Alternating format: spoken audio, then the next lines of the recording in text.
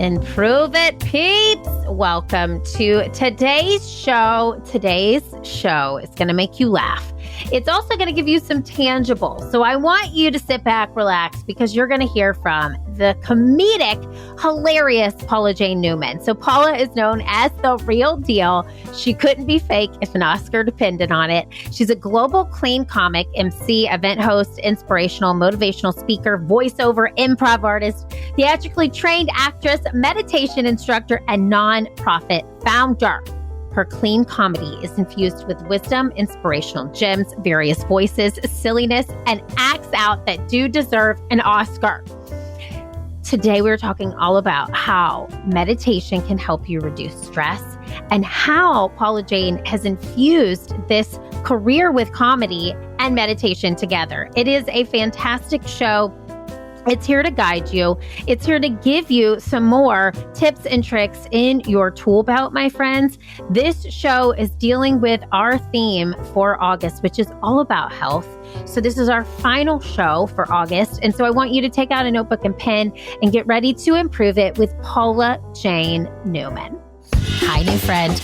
I'm Erin Deal, business improv edutainer, fail-fluencer, and keynote speaker who is ready to help you improve your it. It being the thing that makes you, you. So think of me as your keeping it real professional development bestie who is here to help you develop yourself into the best version of you possible so you can develop your team and lead with intentionality, transparency, and authenticity. Oh, and did I mention we're improving your it through play? That's right. I'm an improvisational comedy expert who uses experiential learning to help you have your aha, ha ha moments. Those are the moments when the light bulb goes off and you're laughing at the same time. So grab your chicken hat, your notebook, and your inner child because I'm going to take you on a journey that is both fun and transformative. Welcome to the Improve It podcast.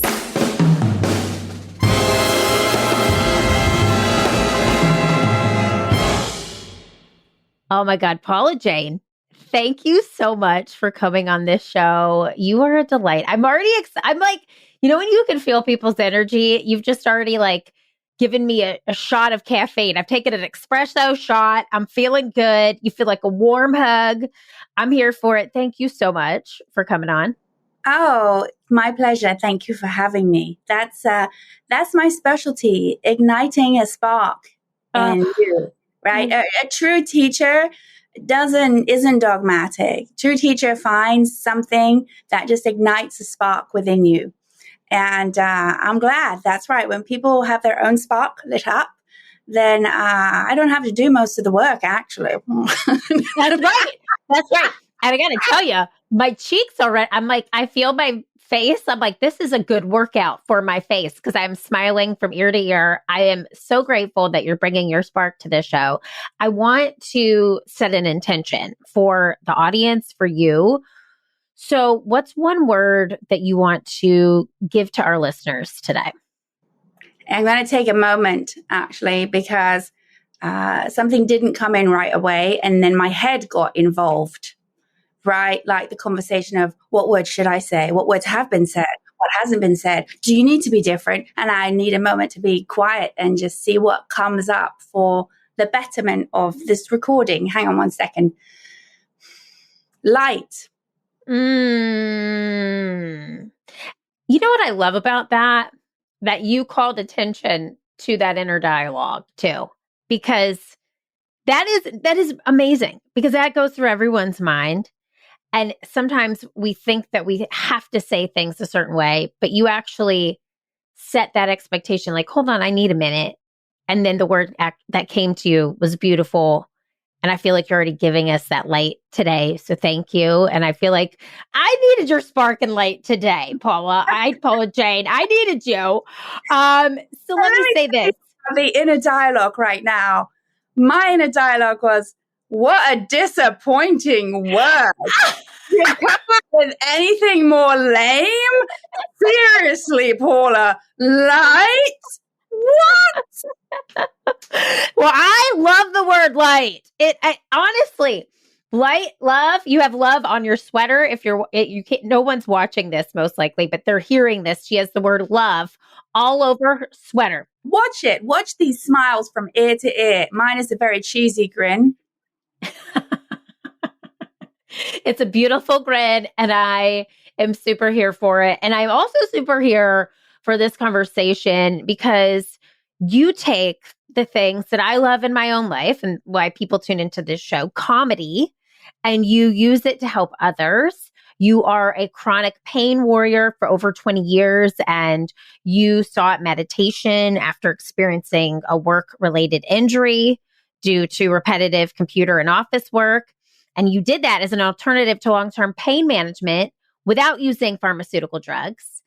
I'm telling you, our audience, this. I know you know this about yourself, but you also you trained over 6,500 hours, including spending time in India, and you're a Vinyasa trained yoga instructor.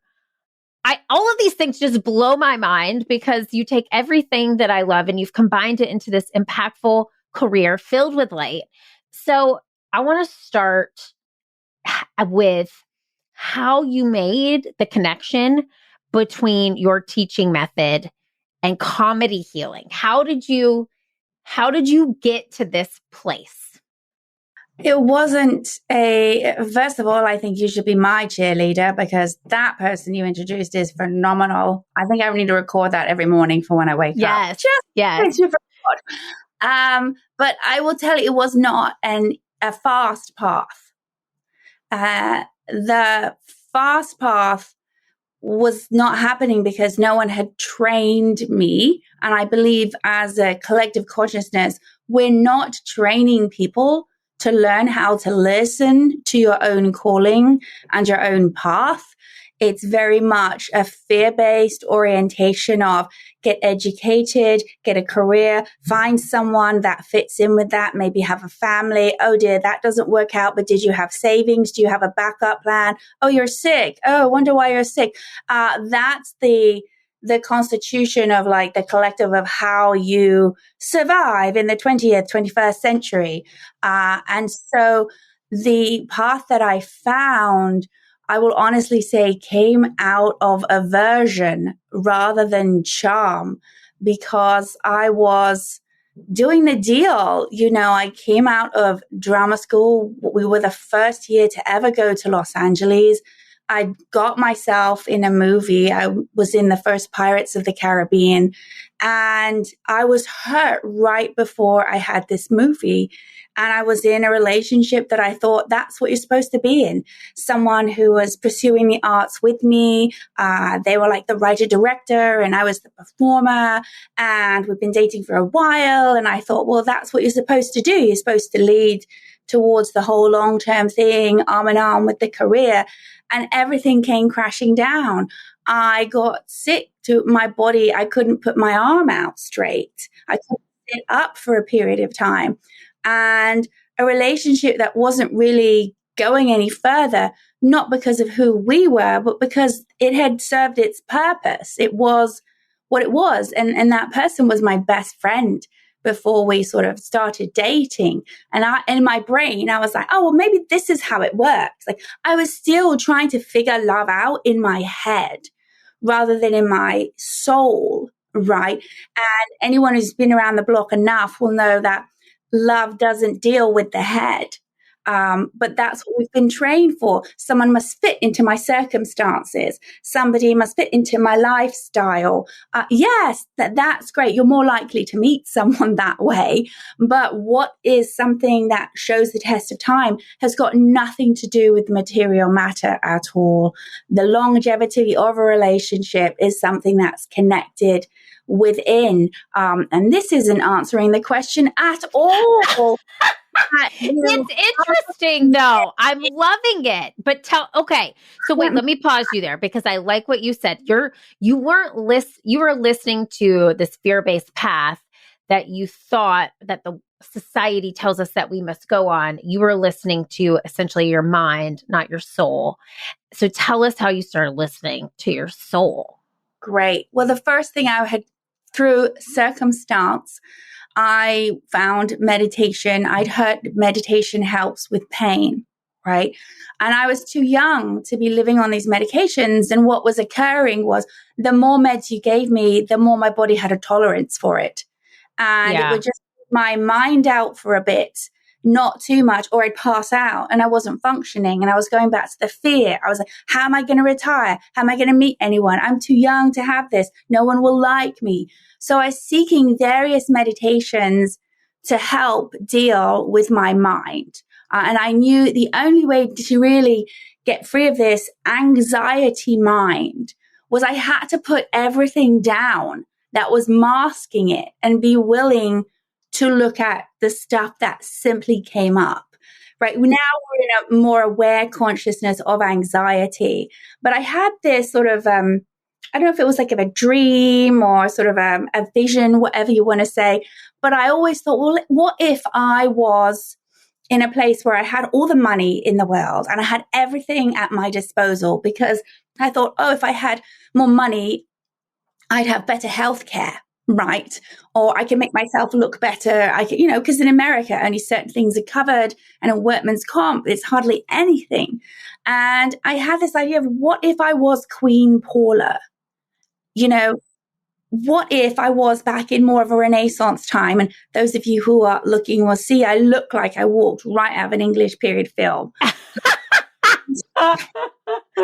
have that shape, which was not cool in England growing up. You're supposed to be like a big skinny, big boobs, flat belly, no squish at all, and blonde straight hair. And I'm like, ah!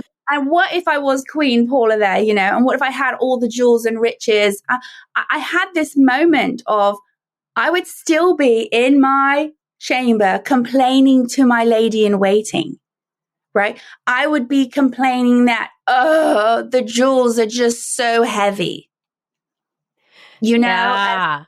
And you can go and, have it away with anyone. I have to be betrothed to Lord Bubba blah, blah, blah of what's-a-face, right? Yeah. Please just go forth and get my opiates. Yeah.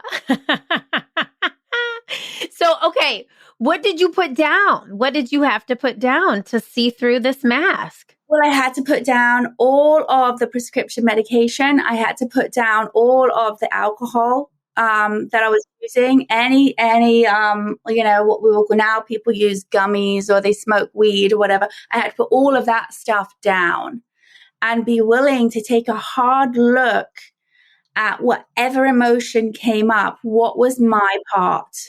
Right. And how I'm carrying that in all of my life right now. So for example, something silly. The light is blinking that I have a message when I don't. So it does it on the phone. Your light has one message and you're like, there's no message there. And it won't get rid of it. Why am I losing my mind over this notification that's not there? Why am I taking energy and doing that? And it seemed so small.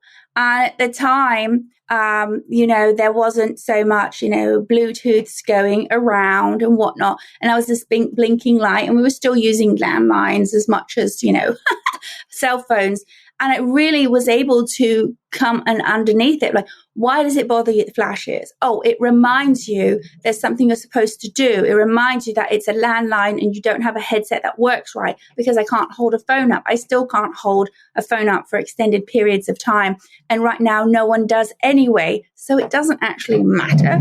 But back then it did. Oh, you can't hold it up for an extended period of time. What does that mean? That means that you're going to look weird. That means you have to explain yourself again. Oh, I have to explain myself like I did all my childhood. What? Where did that come from? Oh, you had to explain yourself when you got accused of doing something wrong that you didn't. No one believed you. Why did no one believe you? Oh, the other girl was prettier. Oh, she looked the way it's supposed to. And it just kept unpacking. And I was like, because of a blinking light?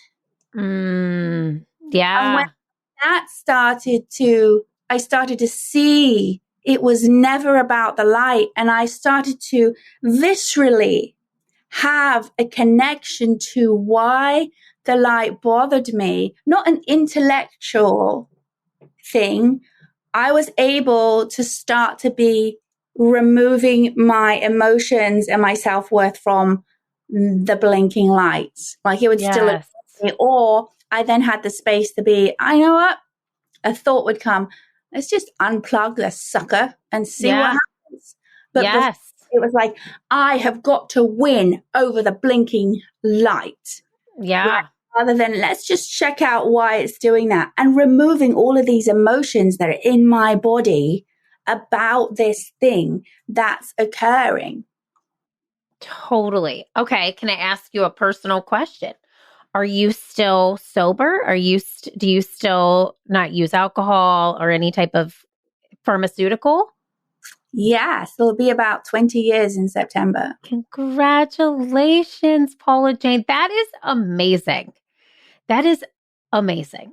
Everyone is at the effect of something. And let me say this, I'm not against pharmaceutical drugs. I am not against using alternative. It is the consciousness of the person that ingests whatever is happening, right? And so I still try different modalities because science is, coming up with new elements. But more importantly for me, to have a clear mind. And even then I do silly things and I say stupid what's-its all the time. I'm in such a habit of what's my part, or owning if I don't feel like owning my part. I don't want to be responsible.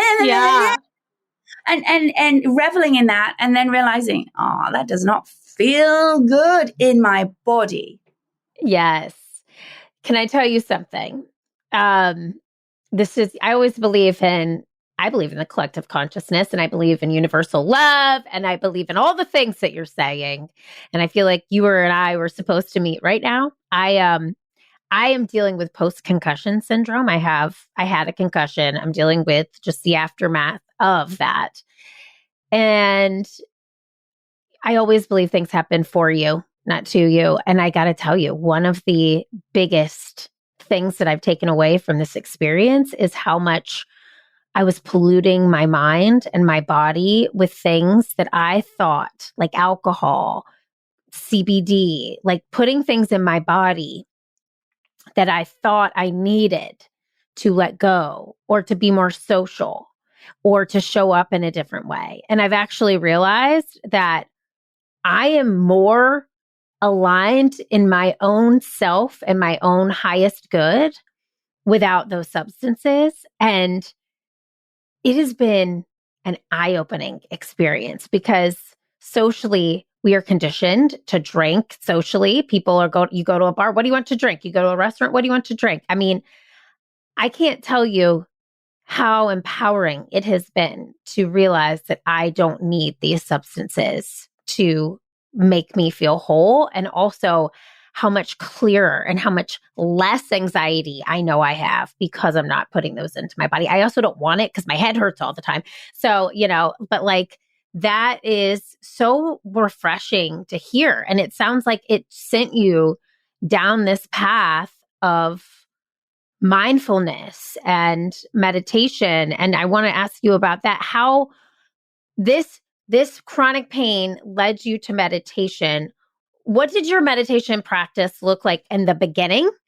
And now what does it look like today? For somebody who is interested in becoming more mindful, I want to start at the beginning and then share where you are now. Wonderful. I love that.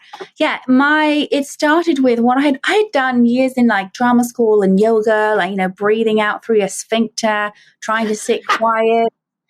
Counting, your breaths. I remember I found a tree one time. I was like, someone told me tree is grounding for the earth. And I put my back to the tree. It was back in England where it was beautiful, crisp, early morning. And I wrapped myself up and I remember, okay, just breathe, count breathing. I remember I would breathe in, I go 1, and then I'd breathe out. And then I'd start with 2, breathe in, and I'd breathe out.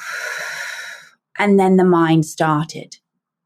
The mind would be, wait, are we counting on the inhalation or the inhalation and the exhalation? Mm-hmm. Are we at 6? Are we at 6 or are we now at 7 because I'm breathing while I'm thinking about I'm breathing? Oh, wait, my foot hurts. What's that crawling on my ankle? And, that's how I would start, right? And then I listened to apps I mean, who nowadays, I mean, goodness, if I listen to something like the Calm app, I'd put on Harry Styles and I'd probably get like a couple of seconds in and my brain would go, wait, I wonder what dress he was wearing when he was recording this.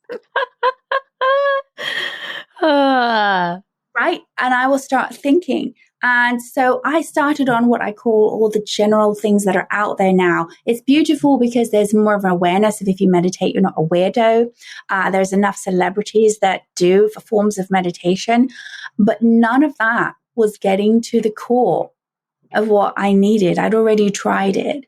And what I found that made a difference, and I didn't know this, was a technique. It is a technique that can give the body 2 to 5 times deep rest more than sleeping. And the idea is that when we say we're sleeping, we're not actually getting that deep rest. And I had to find a teacher who showed me. I knew I needed someone to show me something. And of course, I didn't believe anything would work. This was the last house on the block, as it were. And I went down into a neighborhood in Los Angeles, just around what was known as the jungle. It was a little bit scary I was like, this is the day you die, Paula. You can't defend yourself, right? You're driving in your car and I'm like white face, like lost. Right? I'm like, oh, this is it. This is it, Paula.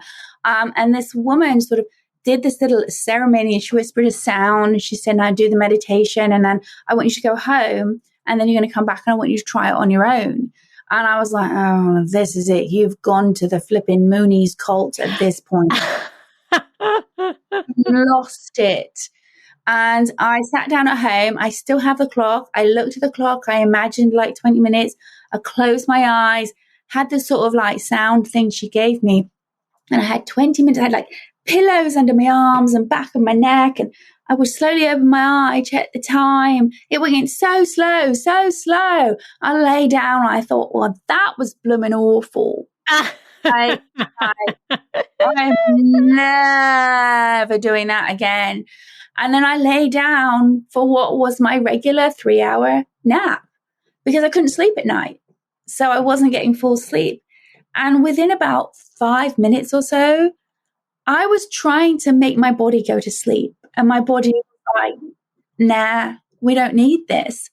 And so I sat up. And it wasn't until a friend said, so how did it go? And I told them this. And they sort of flipped out and said, do you realize you've just done meditation 20 minutes and 20 minutes, that's 40 minutes, and you don't have to sleep for 3 hours. And because they pointed that out to me, I thought, this has got nothing to do with what's going on in my head. Something deeper is going on.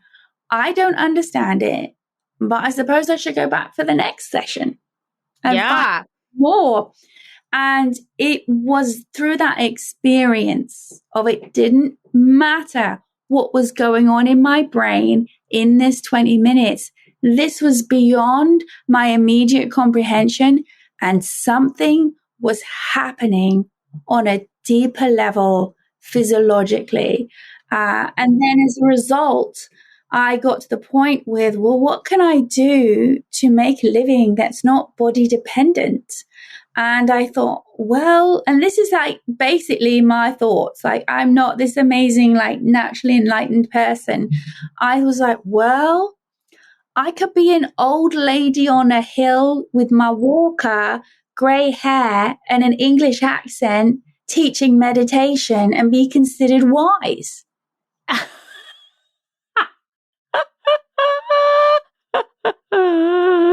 I knew in my soul that every time when I was younger, we sort of mentioned we were going to talk a little bit about divergency. When I was younger studying for exams, and I was very much in a time period of school where there wasn't really much coursework because it was very much an academic environment, and it was about learning, and I would have to be in my room and I would have to learn it as if I was standing up and teaching it. So I'd have to speak it and I'd have to really understand the subject. And I went from a C student to like a top A student because I figured out that's what I had to do, except for math. You cannot be walking around talking about math like that. Doesn't make no sense to anyone. It's just numbers you write. Yes. But what I did do was I got a problem that, they regurgitated back then, probably do now, certain questions that always come up on tests. And I walked around and I learnt a couple examples of questions. And would you believe it? The day of the exam, a couple of them showed up. And I'm sure that's the only reason why I passed math. Maths, because mathematics shortened. Yes. About that. But that I knew from my experience that if I really wanted to have the extra level of learning about what this meditation was, I was going to have to learn to become a teacher of it for me to really grasp what I'm doing. And then the actual spiritual principle of if you really want to keep something, you have to give it away in some form for it to nourish yourself. Like we are reminded. And so that's how that all came about. Not because I thought I can look great in, a tunic. Yeah. On top of a hill. Yes. That's a very visual picture and I'm here for it. Okay. So I love this. And I think exactly what you say, you have to, in order to fully understand, you have to teach. I feel the same way about what we do here. I feel like sometimes I have to go through certain things in life because I'm supposed to teach them. That's what I think I'm going through right now. But for somebody who has never meditated, who wants to become more mindful, how would you tell them to start? What is one easy action item for them to do? The first thing is tell yourself you're not trying to meditate. Don't try to meditate. You're following an idea of what you think you're supposed to be doing. And then find a place and create a routine where you take some quiet time and you sit down. And even if that's you closing your eyes and letting your mind wander all over the place, do that regularly. Ultimately, I would say, people can always go to, the nonprofit website. We have a free information session we do online every week to talk about the difference of the practice that I do. And then if you have, don't live near where I am, or where I go, I can recommend, teachers are in that area to talk more about it. But the key element is not trying to make yourself be something you aren't. Right? Like sometimes when I travel, it's hilarious. It says, the right around the corner coffee shop that I go to is going to take me 2 hours and 20 minutes because it thinks that I'm somewhere where I was. And this is how we are when we approach meditation often. We think, we're at this place. I'm going to try to acquire material matter, right? Yeah. And we're trying to do something. And I say, let's stop trying to do and connect to the true human being. And we'll get closer to who we are authentically. And when we do that, we'll find people are attracted to us. I have young children who are free. Why people love them so much is because they're living the life that they wish they could live. And that is a life where they're free with their emotions and their presence, and they are okay with who they are. Amen. Yes. Oh my God, Paula Jane. I know. I just thought of like 2 children right away that I'm like, yes, you're free spirits. You give 0 Fs and you show up authentically as you. And I'm like, yes, yes, yes. And I got to say, my own son, sometimes I watch him and I'm like, how do I give 0 of those Fs? Like, how do I do that like that? Because it's so authentic to watch. And I think that's exactly where you're going with starting with meditation is you go into your higher self, whatever that version is for you. And I want to talk to you too about stress management because you have a pretty interesting way of thinking about negative.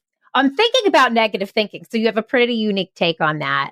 What is your take on negative thinking? So there's this whole movement of I've got to think positive, right? So let's flip that upside down. Why do you have to think positive? Because there's a natural disaster neurological pathway.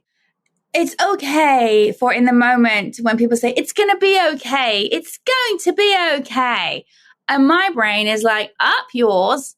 I don't care about it's going to be okay. I want to know, how do I make myself okay right here, right now? Because that's what's going to get me using drugs and alcohol. I need to check out of this crazy situation. Yes. Negative thinking, negative thinking then washes me in my brain as a complete and utter disaster. Like anything that enters my brain is wrong. And I got enough. Oh, just be a good girl. Behave, right? Be a good person. No, it's a negating thought. It's a thought that has something. But how many times have I been like, this is a bunch of rubbish. I don't like it. I'm going to go off and create my own thing. And through it, we've connected to creativity. We have more, and we find out we're aligned with who we think we are. People who get divorced who are like, oh, but I got married. What? Okay, that served its purpose. And then recreate themselves. These are the things that movies are made out of, right? So a negating thought, right? So the negating thought is coming from usually some expectation that you think you're supposed to appear in the world. So for example, at the beginning, I was like, I have to take a moment. I have all this run-on brain. And then what came out of my mind, what did I do? Acknowledge the thought of, I think that was such a lame thing to come out of my mouth. And then we laugh and we move on and we forget it, right? Often when we're trying to do positive thinking, we're simply negating experiencing the emotion of what's happening right here in this moment. And this is where the joy of young children are. I'm feeling sad. Oh, okay. And the adult figure will be like, oh, we have to stop them from feeling sad rather than, why, what's happening? And they'll express it and be like, yeah, I feel sad about that too. And more than that, however, we can't do anything about it, or can we? And you take an action. Either way, take an action. And then you move through it, because it's okay to feel sad and still get stuff done. And my mindset is, I can't do anything. I'm too overwhelmed. Everyone needs to just stop until I figure this one thing out. And that's not what the consciousness is nowadays, especially after COVID. We are expected to be, we have to do everyone else's job for them, because if you do get through to someone in customer service, you can guarantee they are just trained of how to get you off the phone. Yeah. Yeah, that's true. Oh, did you fill in the form? Oh, well, they'll get back to you soon. Well, I'm getting back to you because they haven't got back to me. Well, you know what? I'll go ahead and fill in another form. So how was our service today? What would you rate it out of 5? You're like, I would rate 0, because you haven't solved the actual problem, because you don't have the capacity to serve the problem, because you're just here to basically find us a way to go away. Yeah. So you're saying too, when you think that negative thought, give space to that negative thought, give it time to simmer, and ask yourself, like you would ask a child, well, why are you sad? Get through that. Be okay with those negative thoughts. And that actually helps us move forward versus trying to replace it with a positive thought immediately and moving on. Yes, I love that you use that word for clarification, immediately, right? Yeah. Because we don't want to go down that rabbit hole. And we want to understand that we can feel sad and have, emotions that aren't like happy-go-lucky and still be in the world. Yeah. And then, I'm feeling sad with it. Okay, what action do I want to take? And maybe I'm just going to get on with my day and know that I feel sad. I will guarantee you, way more is getting accomplished than you realize, because you're getting on with it.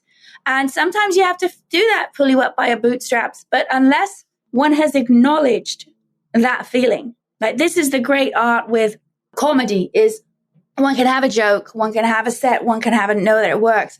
But if you don't acknowledge in the moment, well, that one didn't fly, then you have the audience. Why? Because they are with you in that moment and you're having a shared experience of an emotional truth. Yes. Yes. Oh, I love it. There it is. Full circle back to the comedy. I love it so much, Paula Jane. I think the work that you are doing is transformative. I think the power that you've brought to your own life, the light that you've brought to your own life through this work and through finding clarity by getting rid of substances in your life that don't serve you. They could serve some people, but they don't serve you. And finding your truth through the higher consciousness of yourself is so beautiful. And then sharing it with others. So thank you. You're very welcome. And the comedy element, people sort of get scared about it. What we're moving forward and through with all of who I am, the compassion of someone who's lived with something, chronic pain, who's had to turn their life around, who's got the meditation training, listen to intuition, then with all the performance. When we get business people, regular people, you can come and take the sort of course online, learn and actually break through huge, huge barriers in their life by learning, just simply doing a comedic set that's performed. Yes. And often we have people talk about their trauma. People talk about what's going on, even if it was the bully at 5 years old. And what happens is there is a huge healing for the person involved. And when there's the event, there are the people there to support them. And we know what's happening. That person is allowing people to support them because they might be in it, but on a deep emotional level, not on, please support me and like and share. Please support me with, no, like, can you emotionally support me of coming up on stage, whether it's on Zoom or in person, be there. And then when the person does a great job, because they all do, because of how I teach this, because I'm not doing what everyone else is doing, they're blown away. Oh my God, I had no idea. I knew you were kind of witty, but they're also learning something about someone in a way. It's not the quagmire of I'm the suffering comic, I'm such a loser. It's a regular business person. It's a busy mom. It's oh my gosh, there's formula and breast milk all over the table, and I have to pee. I don't know which orifice liquids are coming out of. It's like really expressing your truth, speaking your truth. And we are in a culture and consciousness where we are repressing that. Yeah. And so doing this in a way where we can laugh, we can overcome it, and being in a collective group where we're all laughing together. And then when someone says, I'm so scared, I completely forgot my joke, everyone bursts out laughing, and they're like this. They are with you more than any major Netflix special, any major comedian. Okay, go ahead, Fluffy, in your stadium. Go ahead, Kevin Hart in your stadium. We're going to sit and watch you make me laugh. It's like this. Wait, what's happening next? Yes. And that is the communal experience where people will say the best part of honestly was when you forgot your joke. Truth and comedy right there. The next thing you said was hilarious, and the whole room is now with you. And at the end of that set, you will get the biggest round of applause because people had an experience of connecting to another human being. And of course, the laughter, scientifically proven healing when you do laugh. I'm taking it next level of what the healing is when you perform it. I love it. Okay, Paula, tell everybody where they can find you if they want to know more about this course, if they want to find out more about your work. Give them all the things. Perfect. Well, initially, the first stop is paulajanenewman.com. That's just like, Paul Newman. That's the spelling. Right. Paula Jane Newman, Jane. And then you can also go to awaremeditation.com. And on that front page will be a link to Rise Up Comedy.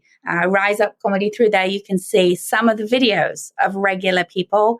And then you can reach out to, if you want to take one of the courses, we do them on Zoom. Or if there's enough people in a certain city, we do it where there's a performance in the city. And we mix it in with professional comedians as well, so that you have people get to see a great show, and also so that the professional comedians who are not exposed to this kind of healing and human spirit, because it can be a very lonely path going from city to city on your own. Yeah. They have an uplifting healing experience. They're part of something different that isn't only about them trying to make people laugh and be funny and look at them, and their like status goes up higher, but it fills their souls as well. And it's all cleanish comedy because we want everyone to be included, and that actually requires stronger writing as well. Yes, it does. Yes, it does. Well, I'm so thrilled that we have you here. I will make sure all these links are in the show notes. Thank you for sharing your light with us today. I really mean that. You're doing good work out in this world, using something that we love, comedy, to help others heal. It's such important work. I know that our Improve It peeps got so much out of today's show. I got so much out of today's show. So thank you, Paula Jane, so much. Well, thank you. And I did as well.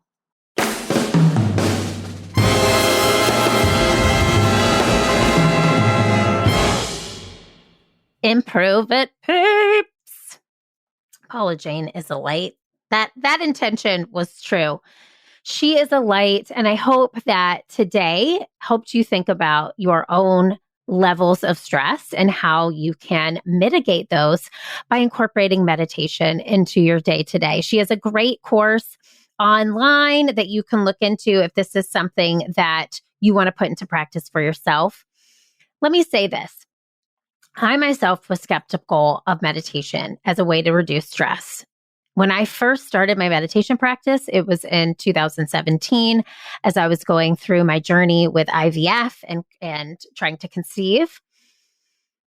I will tell you for free that if I did not start becoming more mindful, I would have never become a mother. I had to learn how to mother myself before I could become a mother to somebody else. So starting with just 5 minutes of meditation today can help you feel more calm, more present, more grounded in your body. And as you can see with Paula Jane, she has taken this to new heights. She has used it as a way to manage her chronic pain, and she has used it as a way to help heal others. Pass on today's show if it speaks to you to somebody who needs it. That is my one ask. If today's show inspired you to meditate, pass it to somebody else. And here's your homework. I want you to go online and just Google 5-minute meditation.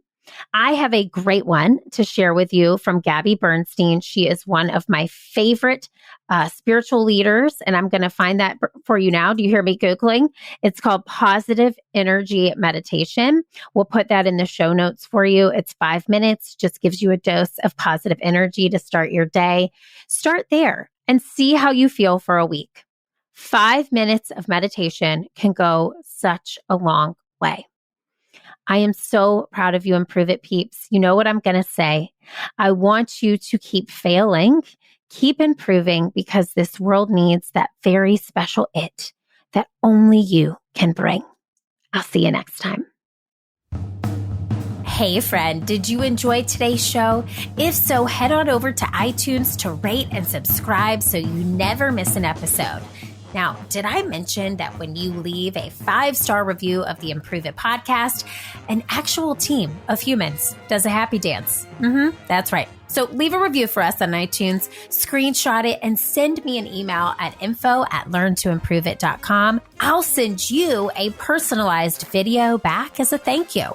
Thanks so much for listening. Improve It peeps. I'll see you next Wednesday.